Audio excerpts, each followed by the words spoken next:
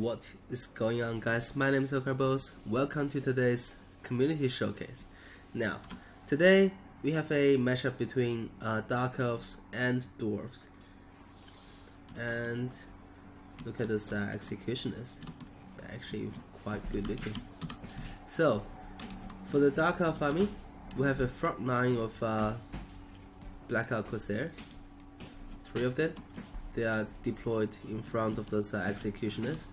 And then for the second row, we have 3 units of executioners, and one of them is the Blade of the Black Queen, which is awesome. And the Black Queen herself is actually on the battlefield as well.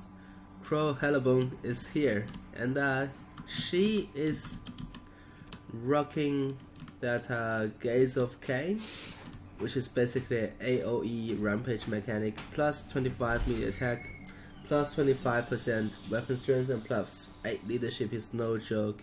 This is one of the best buffs in the game. And here, the Cursed Blade. It used to be really OP, but now it's basically a 10 seconds around self damage, like a attrition debuff, I think. Very strong in single combatants, as he described. And here we have Blood Frenzy, which is awesome, and it's like a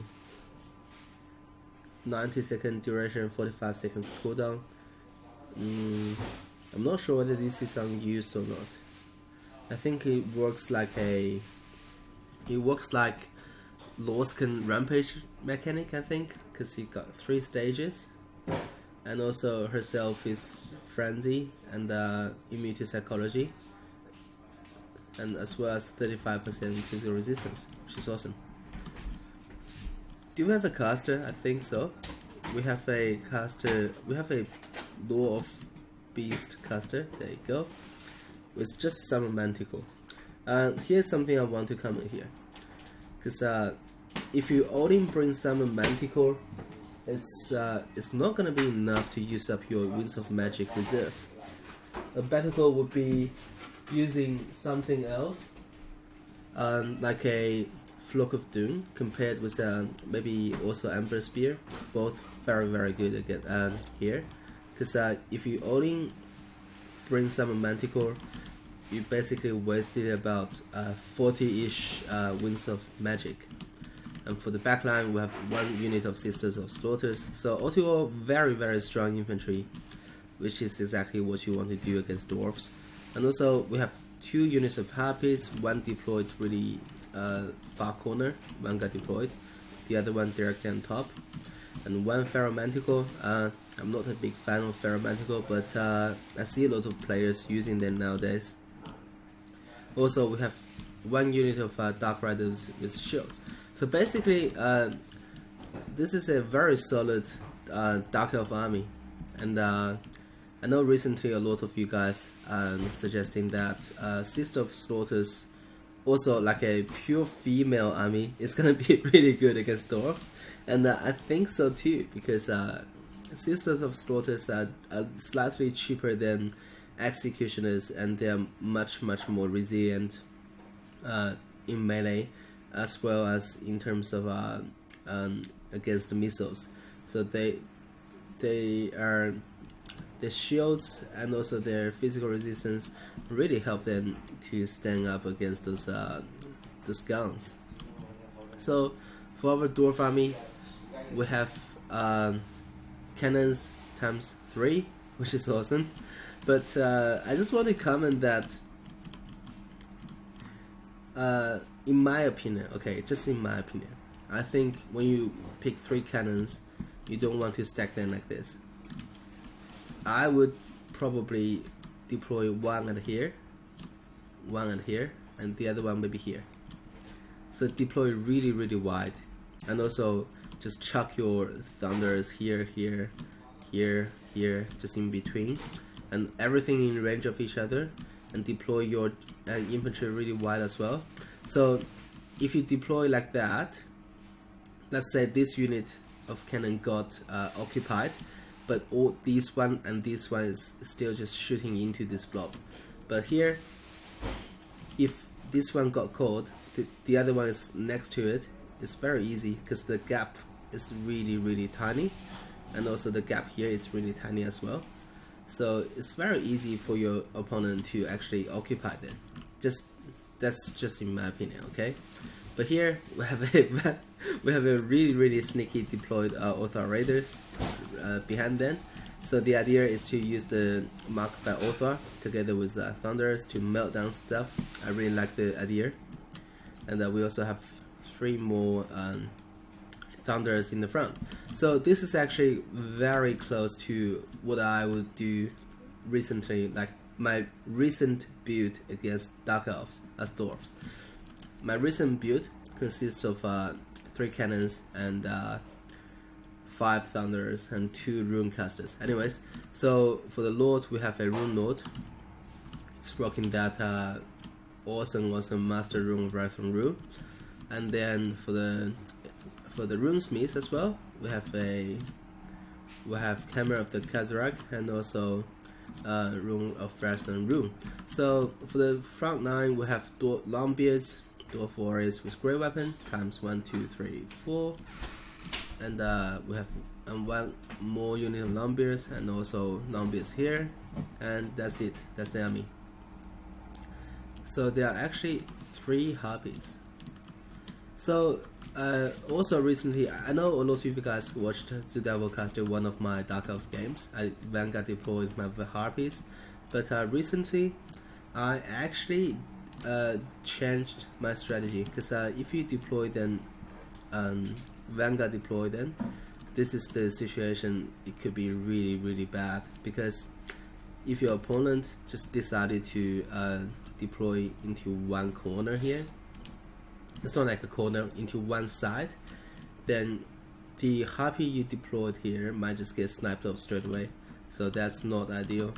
A better goal would be just basically deploy your Harpies alongside with your main army, and then just take your time, analyze your opponent's army, and then just send it then in. Because as Harpies, you can get onto the target, whatever target you want, and with very easy, just click your way. Anyways, let's see exactly how this is gonna play out. So right from the get-go, these Harpies got spotted, and they got focused far down by everything here, which is absolutely brutal. And they're gonna basically just die off straight away, and there's nothing you can do. They're just gonna rout out the map straight away because they're so close to the white line, and there's absolutely nothing they can do. And here, this Harpy is moving in, and also the main army of Dark Elves is moving in as well. Already it's looking.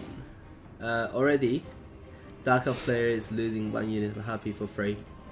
So this is what I just talked about. You don't really want to Vanguard your Harpies against Dwarves, because Dwarves are so slow, Harpies are so fast.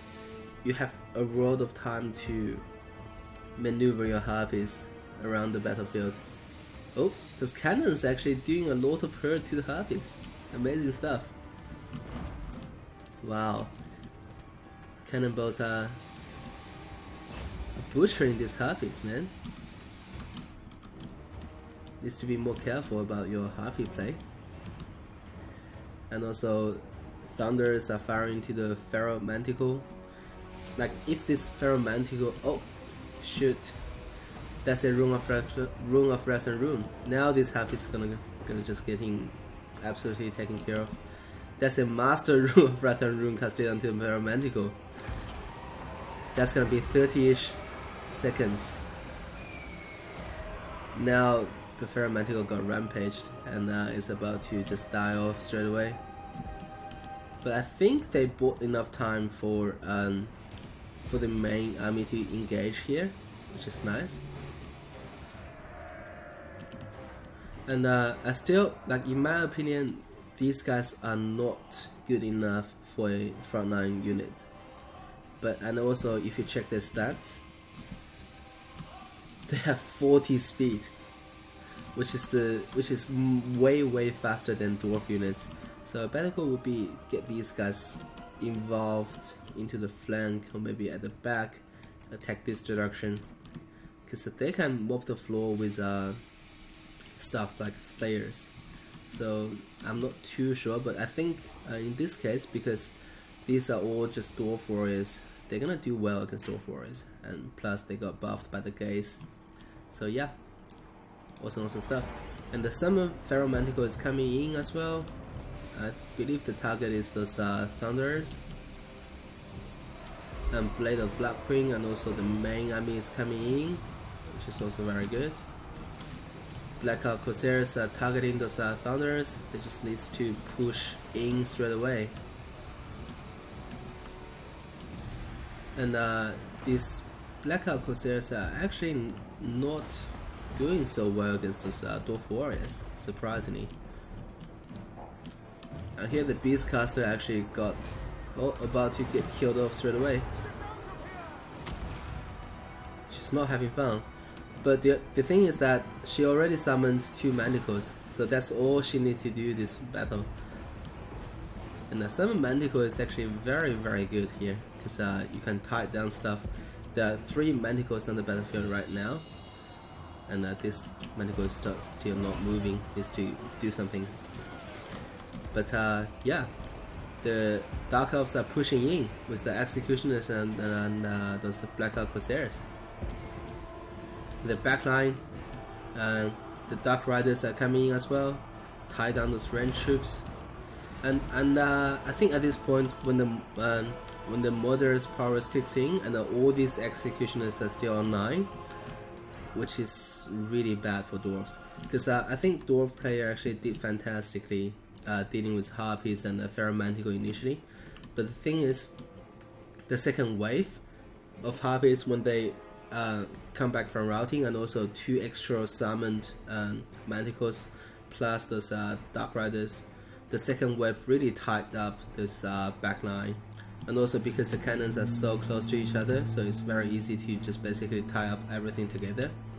And the focus, I just think the focus should be on those Executioners on the way in, because if you don't do a lot of hurt initially, and these guys gonna basically just wipe up your entire army after that. So the situation here is looking absolutely green for Dwarves, because front line is pretty much gone, and these units needs to pull back in straight away as well, back from routing. But yeah, so Executioners are still just doing a lot of work here, and Feral Manticore is still online fighting. And these Executioners actually made into this blob here, which is gonna do a lot of hurt. And when you cast the Rune of Wrath and Rune to them when they are Eumaies, it doesn't really provide much value there. And Sister for Slaughter is actually doing a lot of damage onto those Longbeards as well. And here there's another Gaze of Cain, and these units just needs to be pushed in, and these units are still not moving. They need to be sent back ages ago. So basically right now I think it's just a matter of time for Dark Elves to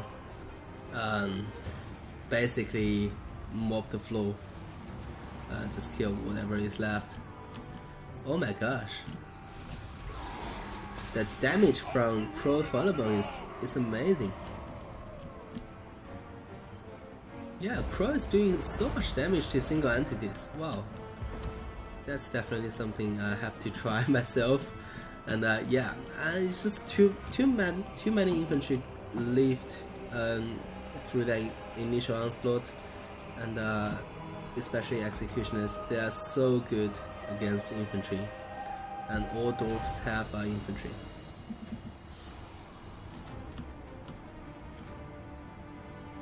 So yeah, despite losing the Beastcaster, but the Beastcaster only brought one spell, which is the Summon Manticore, and she did summon 2 of them before she died, so I wouldn't say that's a loss. And Corsairs and Executioners are just basically occupying everything, and now it's a little bit too late for dwarves to come back, and soon we're gonna have a grudge. So there's gonna be another grudge on the book. There you go. And that's it. That's the game. So So as we dive onto the scorecard, as you can see, these executioners all performed, and I think really Dwarf player needs to focus on these guys, because Dwarf player actually start off really strong by killing one unit of harpies, and then dealt with another unit of harpy and also the Ferromantical straight away. But the second wave, as I mentioned, just basically hurt really bad, and just basically tie up those mark up those range units so much that executioners all made into the 9 very healthy, almost at full health. And I think that's the downfall, because you really need to do whatever you can to kill as many of these models before they make into your infantry 9, in my opinion. Because once they're there, they will no coming back. They're just gonna onslaught everything. So yeah, hope you guys enjoyed the cast. For now, Oracle Boss signing off.